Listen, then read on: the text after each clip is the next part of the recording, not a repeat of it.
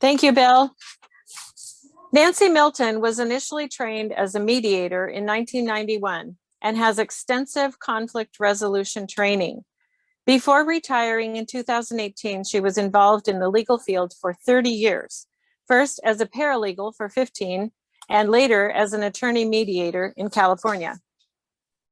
In her private practice, Progress Mediation, she worked with couples and families in the areas of divorce and elder mediation. She also mediated conflicts for numerous court programs on a pro bono basis. She moved to Walla Walla in June 2019 and is now a board member and mediator for Neutral Ground Dispute Resolution Center. She is our membership committee chair and co-chair of our Peacebuilder committee. She is also a member of the District Peace Committee. Prior to joining our club, she was a Rotarian in California for 6 years, and it is my pleasure to introduce my friend, Nancy Milton.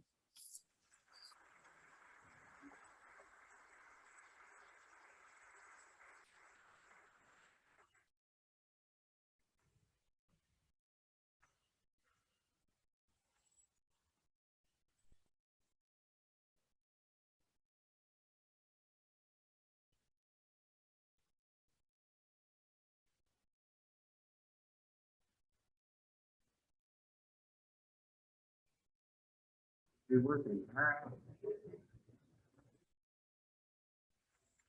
Thank you, Jim. Good afternoon, everybody.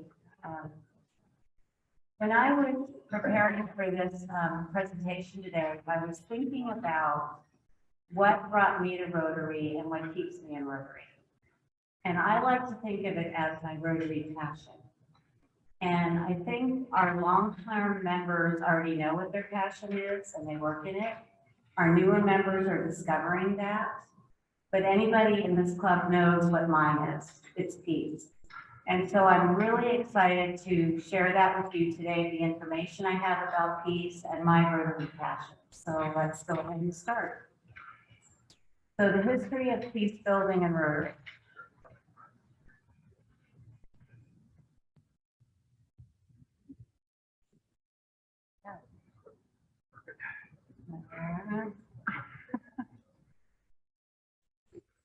Not working.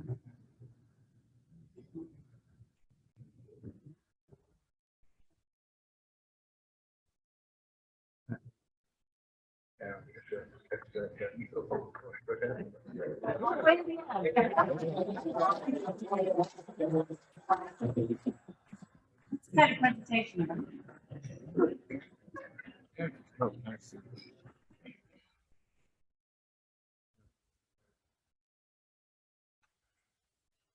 Good.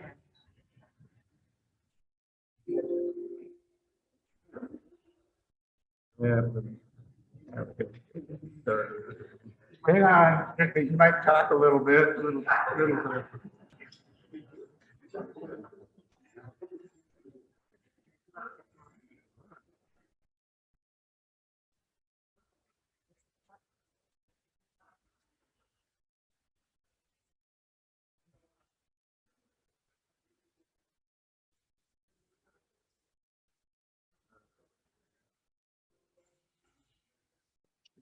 Bill, would you like me to try and share on my side? Yeah, yeah, yeah, I got all these. Yeah, all this. Okay, so, it should be on.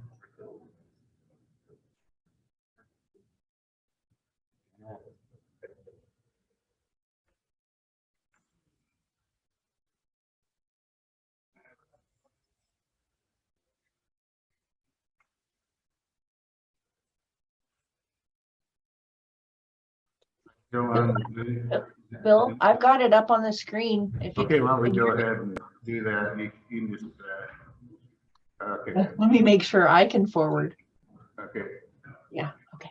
there it goes. Yeah, we're fine. Okay, do this after let Candy Candy go. forward? Okay. Okay. I'll try and follow along with you. Okay, got it. All right, now we'll start. Okay, so today I'm going to share the history of Rotary and peace building. And many of our longtime members may be aware of much of this information, but I'm hoping it'll be helpful for our newer members. We're going to look at the concepts of negative peace and positive peace. We're going to learn how the framework of positive peace and the 8 pillars of positive peace can be used to promote global peace initiatives. And we're going to talk about how we as individuals and our club can work to promote peace. You can advance for me, Andy.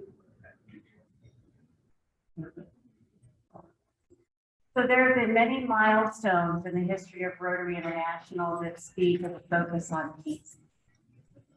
In 1917, the Rotary Foundation was created with the purpose of doing good in the world. The mission of the foundation was to enable Rotarians to advance world understanding, goodwill, and peace. In 1921, the Rotary bylaws were modified to include the statement, the advancement of international understanding, goodwill, and peace through a world of fellowship. At the Havana Convention in 1940, Rotary adopted a resolution calling for freedom, justice, truth, sanctity of the pledged word, and respect for human rights.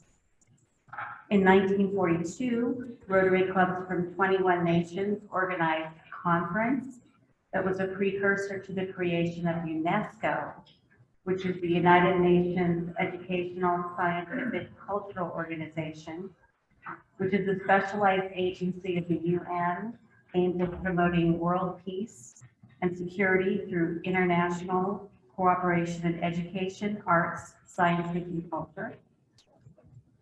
Rotary was at the forefront of finalizing the United Nations Charter at a meeting in San Francisco in 1945, and it provided 11 official observers to the U.S. delegation. And in 1985, we initiated our single largest and most significant project, Polio Plus, and we're almost done with that. And in 1992, the city of Wagga Wagga, New South Wales, you see we're not the only city with 2 names, was declared the first Rotary Peace City. Go ahead and advance for me, please. During the period of World War II, Rotary published several works on peace, with contributions by world leaders devoted to spreading peace throughout the world. And you see some examples of those essays on the screen. You can go ahead and advance. Thank you. Many of you are probably familiar with the Rotary Peace Centers.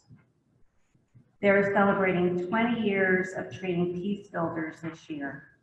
Since the first Rotary Peace Centers welcomed Peace Fellows in 2002, more than 1,500 Peace Fellows have been trained and are making a tremendous impact through their work throughout the world. 5 centers offers master's degrees in disciplines related to peace and development. There's a joint program at Duke University and the University of North Carolina, Chapel Hill, here in the U.S. There is one at the International Christian University in Japan, University of Bradford in England. In Australia, you could go to the University of Queensland, and there's one at Uppsala University in Sweden. 2 centers at Chulalongkorn University in Thailand and Makerere University in Uganda offer a professional development certificate in peace and conflict studies. This year-long program blends online learning, classroom studies, and a social change initiative as part of the program. The Rotary Foundation Board has approved the creation of an 8th Rotary Peace Center that will be in the Middle East or North Africa and established by 2024 or 2025. Personally, if I was younger and had more energy, I would apply to be a Peace Fellow. I think it would be an absolutely amazing experience for someone to do. Okay, you can go ahead and advance. These are the Rotary presidential themes and our Rotary vision, which exemplify the concept of peace building in the culture of Rotary International. And you can imagine my personal favorite was Peace Through Service in 2012, 2013. I absolutely loved that one. Okay, thank you. During his presidency, Barry Rassin was asked how Rotarians can promote peace in the world. His profound response was, peace happens one conversation at a time. And as a mediator, I wholeheartedly agree with that statement. If you can sit people down and have one conversation and get them to see their commonalities, that's going to ripple out into the community, into the state, into the nation, into the world. And it's going to go a long way to promote peace. The Rotary International Director, Peter Kyle, often communicates the message that peace building is part of the DNA of Rotary. Peter has worked as the director of the Rotary Peace Centers and is currently engaged in promoting peace among the youth in zones 33 and 34 in the eastern U.S., the Caribbean, and northern South America. He is a strong supporter of the Youth and Peace in Action Initiative, also known as the YPA Initiative. As you can imagine, it is very important to get our youth involved in promoting peace. They're our future, as we saw with Sophia. That's going to be our future in promoting peace in the world. Our current Rotary International president for one more week, Jay Carveda, often promotes peace, the practice of advocating peace building through service. As you can see from the many quotes that he has said through this year. And I'm sure that our incoming president, Jennifer Jones, will be doing the same in the upcoming year. As you can imagine, there has been a great deal of research conducted around peace. One of the primary researchers and renowned authority in the field is Johan Golten of the University of Oslo, Norway. He came up with the concepts of negative peace and positive peace, which I will get into in a few moments. He focused on looking at how we can move closer to peace and sustain it in our society.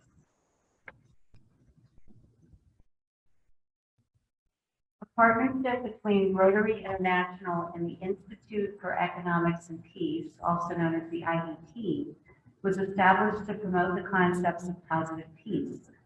The partnership was announced on September 21st, 2017, the International Day of Peace for 2017.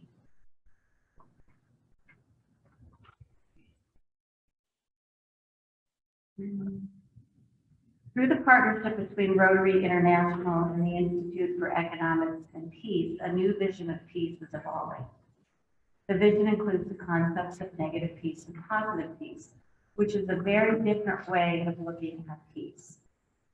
Negative peace can be described as the absence of violence or the fear of violence.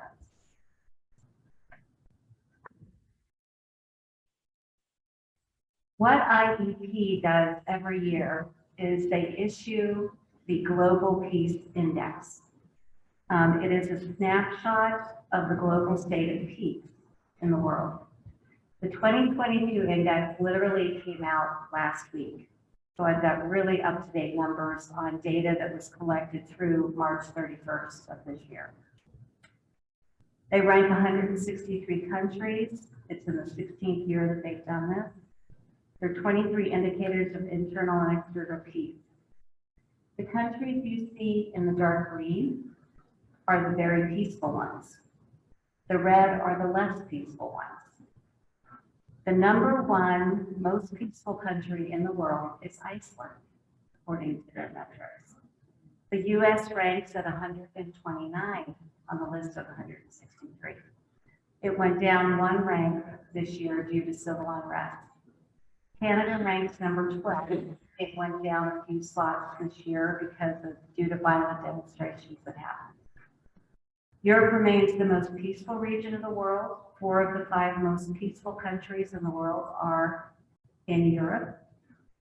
And the least peaceful country ranked in 163 is Afghanistan. And the last thing they needed was that huge earthquake they just had this week. It's unfortunate.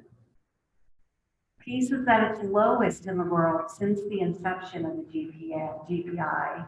It went down 3.2% this last year. The cost of violence in the US dollars around the world is $16.5 trillion. That's 10.9% of the global the GDP. It's $2,117 per person. That went up 12.4% this last year. If you look at the amount of money that is spent on violence in the world, and if we could somehow lower that, look how much more money could be spent on peace and peace building. Something to think about. The Global Peace Index covers 99.7% of the world's population. It is more than 20,000 square kilometers of land area. It looks at ongoing domestic and international conflict, specifically the number and duration of internal conflicts, deaths from internal and external organized conflict, and relations between countries. It looks at societal safety and security, the number of refugees and internally displaced people as a percentage of the population of the country, the political instability of that country, the impact of terrorism, the number of homicides per 100,000 people, the level of violent crime, whether there's going to be violent demonstrations, number of jail population per 100,000 people, and the number of police officers per 100,000. Looks at militarization as well. Number of military expenditure as a percentage of the GDP, the number of armed services personnel per 100,000 people, and the financial contributions to UN peacekeeping, and whether people have access to small arms and light weapons and commitment of nuclear weapons. So that's some of the factors that are looked at with this global peace index. Very interesting information. Now let's take a look at positive peace. Positive peace can be described as the attitudes, institutions, and structures that create and sustain peaceful societies. The characteristics of positive peace are that it's systemic and complex. It's understood through relationships and communication flows rather than linear events. It can be preventative and slowly built over time. It builds a capacity for resilience in the people, and it can help with developmental goals of the country. So it's really looking at how can we sustain peace. Once we have a peaceful country, how can we sustain it? Is what positive peace is looking at. What the IEP has done has come up with these 8 pillars of positive peace as a way of looking at how we can bring about positive peace in the country. And they basically are looking at the well-functioning government, the equitable distribution of resources, the free flow of information in countries, good relations with neighbors, high levels of human capital, acceptance of the rights of others, low levels of corruption, and a sound business environment. Those are the factors that we look at. All 8 factors are highly interconnected in varied and complex ways. And I believe that peace is a prerequisite to the survival of humanity in the 21st century. It's going to help us to really look at our economic progress and social advancement. And it's really going to help humanity to flourish. So with that being said, IEP also puts together a positive peace index for the world. And again, this is a snapshot of the levels of positive peace. They rank 163 countries again. They look at the indicators based on the 8 pillars. The dark blue countries you see are very high levels of positive peace, and the light blue have low levels. The number 1 highest level of positive peace is in Sweden. The US ranks number 24 on a list of 163 countries, and Canada ranks number 7. So we're a little bit higher when it comes to positive peace. The lowest is 163, Somalia. The global score for the PPI, Positive Peace Index, has improved by 2.4% since 2009. with 126 countries improving, 36 deteriorating, and 1 country being little changed. In looking at that, they look at the acceptance of the rights of others, whether there's gender inequality, exclusion of a socioeconomic group is one example of that. They look at the equitable distribution of resources. Is there unequal distribution? Is there an inequality in life expectancy? The amount of poverty in a country? With the free flow of information, they look at, is there freedom of press? How many people are using the internet? What's the quality of information they're getting? Good relations with neighbors. They look at the hostility to foreigners and the regional integration that's happening. High levels of human capital. They look at whether there's youth employed or in education or training, and the amount of researchers per million people. With corruption, they look at whether there are irregular payments and bribes within the institutions in a country, and the control of that corruption that's happening. With a sound business environment, they look at the number of people starting and maintaining business in a country, and the GDP per capita. And with the well-functioning government, they look at whether there's political democracy and how the government is effective or not. So that's a little bit about the Peace Index. One of the goals of Rotary and the Rotarian Action Group for Peace is to define ways to wage peace and not war. So how do we accomplish this objective? This is something to ponder and think about when you're thinking about peace. These are some examples of the images that promote peace that we've had some of our international presidential themes. And again, the 8 pillars of positive peace. And you see our new incoming president's Imagine Rotary that will be here with the international presidential week. This website list gives you some resources if you wanted to find out some more information about what I've talked about. So what can we do as Rotarians? You are encouraged to join the Rotarian Action Group for Peace, which is also known as the RAG for Peace. If you want to delve more into this subject, you can take the free course, which is available at the Positive Peace Academy. Most of our Peacebuilder committee members have done that. Our club can devise and accept projects that promote peace. If you're interested in doing that, you can join our Peacebuilder committee if you want to work on that with us. Our club can apply for a global grant to implement a global peace project. And we can find Rotary Peace Fellows and engage them.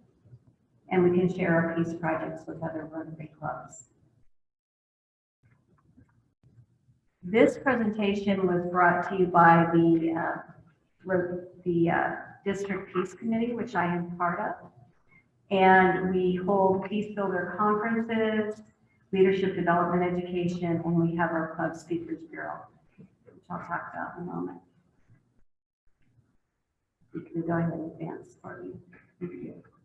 What we did with our conferences, we have the Art of Positive Peace. We've had 2 conferences, 3 conferences so far. One was in February of last year, one in October of last year. We just did a pre-conference at the district conference in May. We have one upcoming at the joint conference with District 5100 next May.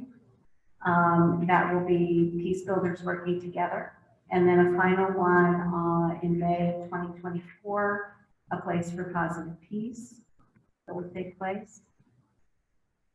And here again, as I mentioned, we need to provide opportunities for our youth. And I see with the Rotary Youth Exchange, that's a huge opportunity to promote peace within the youth. And just looking at Interact, Girly Act, and working with the youth on this. And the Peacebuilder Committee does a lot of that. We have our Peace Academy Speakers Bureau, which I am part of. We have these presentations. I'm giving you one of those today. There's one on Peacebuilder Clubs, which we are one. We are a Peacebuilder Club. We have one on healthy conversations for clubs that might be having conflict in their club. And then one on the Waterton Glacier International Peace Park Association, which is an introduction to the world's first international peace park. Our co-chairs are on the board of that association, and one of them will be the president in September. The Waterton Glacier Peace Park is on the border of Canada and the United States. I'm curious where that is. And our committee is working very hard to become a global peace builder district. When we become a peace builder district, we can somehow pinpoint our funds to go in a certain way to help with the Peace Fellows, help with certain grants. So we're working hard to get that done within our district. The Rotary District 5080 website has a sidebar, a side menu on peace building, if you want to look into that. It talks about the Peace Committee and our Peace Builder clubs who are featured on that part. It has the Youth Peace Action Initiative that I talked about. Peace Building with JEDI. JEDI stands for Justice, Equity, Diversity, and Inclusion. We have a task force member that is a liaison for that. Talks about the Peace Park that I mentioned, and we're running to become a Peace Builder district. So that is what I have for you today. Do you have any questions or comments?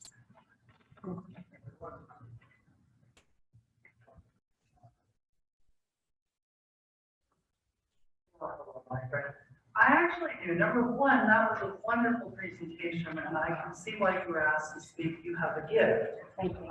Number two, so given the current political climate in the United States, where we're polarizing more and more, and we're losing a lot of our ability to really talk to each other, when we see things like a peace building initiative, as wonderful as that presentation was, one of the concerns that I have, especially talking about this out in the community, is that given the rate of polarization that we have, this could be politicized either from the left or the right, you know, and the mission of Rotary not being a political organization. How do we hold to our mission? How do we prevent the work we're trying to do, initiatives like this one, from becoming politicized and falling into those different camps of interpretation? That's a really good question, because it happens all the time. I think what we are hoping to do with the Peace Builder Committee is we are hoping to hold a peace symposium within Walla Walla that would have the different points of view on a panel or you know, have that for open discussion, and try to have some ground rules around the discussion, have the different points of view, and try to keep it out of that political realm if possible, so that there could be some understanding between people's positions, but try to keep it. It's very tricky because it goes into that automatically. So I'm thinking if we are able to have different community organizations and representatives on a panel and then open it up for community members to discuss it, we can keep it out of that realm. Is what we're talking about trying to do. We'll do the best we can. Any other questions? And if you're curious, the IDP also does a U.S. index as well. And Washington rates pretty in the top 10 of being really good on peace. So we're pretty